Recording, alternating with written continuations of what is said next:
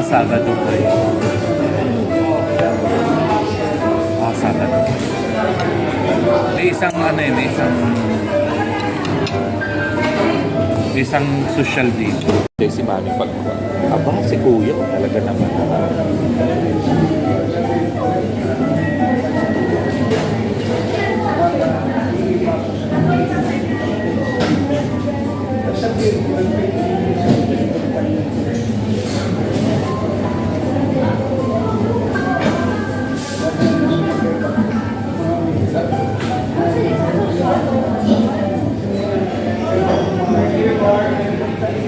Ano, nakasettle na lahat ng inaanak mo, lahat ng mga regalo.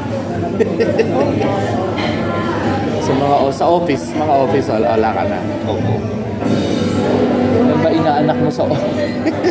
Pangalan dito yung pinili natin. Talilisan ka, pwede ka namin tawagan. Baka nasa flight kasi.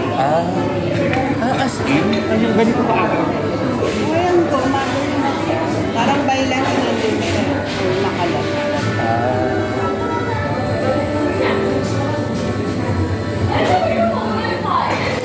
Kawawa naman kasi nasimulan feeling ko isang buwan yung binigay ni Nomi na gamot. Parang hindi naman doon yung tinitake araw-araw. So maglalast yun. Kasi sayang.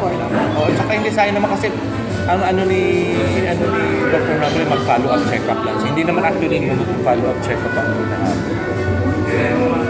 Nawala sa isip ko, nagka-teleconsult na pala siya. Diyan tatanungin ko na lang si Dr. Noble. Ang inaano ko muna kay Tita Lily is, since araw-araw si Dr. Noble, mag-schedule siya kung kailan siya.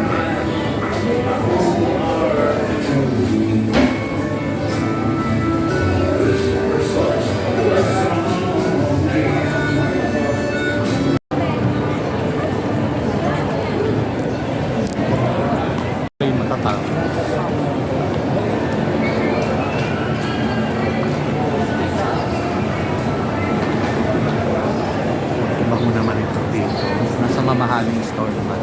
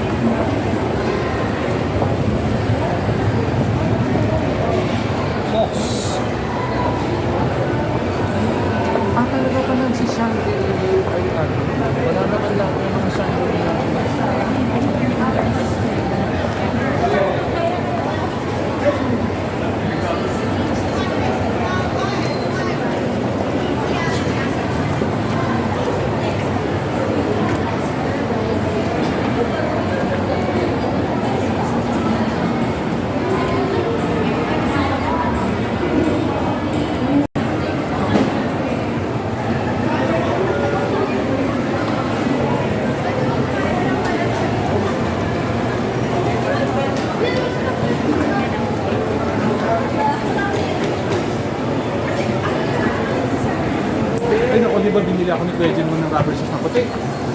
Kaya ako tinigil ko ng isang araw, di ba tinalo na nung asong maharot? Kahapon naman, tawag ko pagpupo ko sa Yala Triangle, kaintay ko dun sa buisit na banda na yun. Hindi ko napansin yung naisok ko ba, may tubo pala, napakarumi pala ng tubo. Sabi ko, hindi ko nalilinis.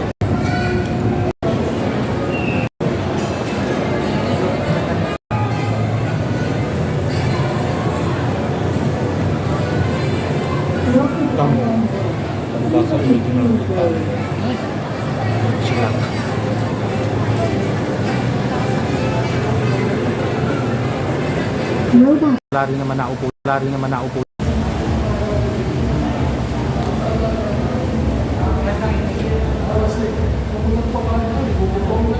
12:15. Wala, tatapos pa lang nga. Pumunta tayo.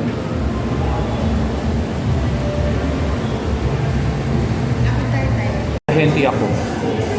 Sabi niya, sir, dito na lang kayo. Alam mo yun talagang Pinipilit ako. Ganyan.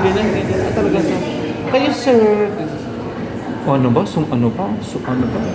Sumahod pa yung isa. Sabi, kayo sir, bakit hindi nyo i-try? Sabi ko, member na kasi ako, doon ako sa kalaban niya, Fitness First. Ay, ganun siya. Hindi na nagsalita. Ayaw mo ha, makulit ka talaga ha. Sabi na lang hindi eh. Pero kung tutuusin mo na sila, kasi 10,000 lang sila yearly, wala na silang monthly, one-time membership, 10. Oh, ay si Janjan, magkano ba yung kay Janjan? Di ba si Janjan, 2 plus din siya eh, monthly eh. Oh, ay di magkano yun?